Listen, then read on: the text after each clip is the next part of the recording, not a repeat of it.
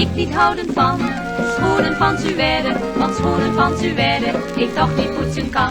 Als ik de hele dag Suède schoenen ziet, dan ik niet poetsen mag, want zo ga ik failliet. Schoenen poetsen, hier meneer, ik doe het goed, u komt vast weer. Wanhopig ik blijf staan, als ik ze zie gaan, Suède schoenen aan, want dat kost me een baan. Nee, ik niet houden van schoenen van Suède, want schoenen van Suède ik toch niet poetsen kan. Schoenen poetsen, hier meneer, ik doe het goed, u komt vast.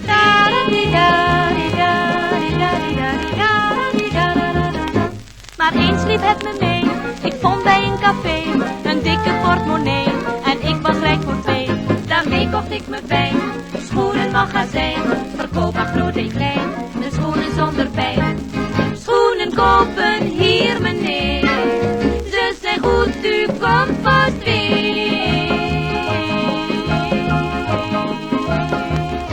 Nee, nu vind ik geen strop, schoenen van Suède, want schoenen van Suède, die brengen mij goed op.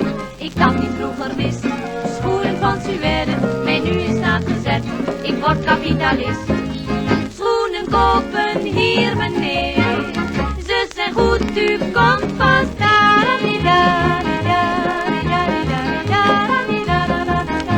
Maar ik heb nog steeds een zwak voor mijn oude pak, doe leren schoenen aan, als ik in het uit wil gaan. Ik laat ze poetsen dan, door kleine zwarte man, betalen dan heel goed, als hij ze glimmend doet.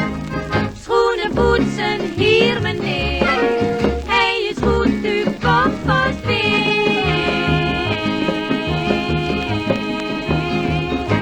Er volgt na dit verhaal natuurlijk een moraal, dat zelfs een zwarte man zijn kansje krijgen kan. Als mensen vak bemint, zoals ik vroeger deed, en dan zo plotseling vind, een dikke portemonnee.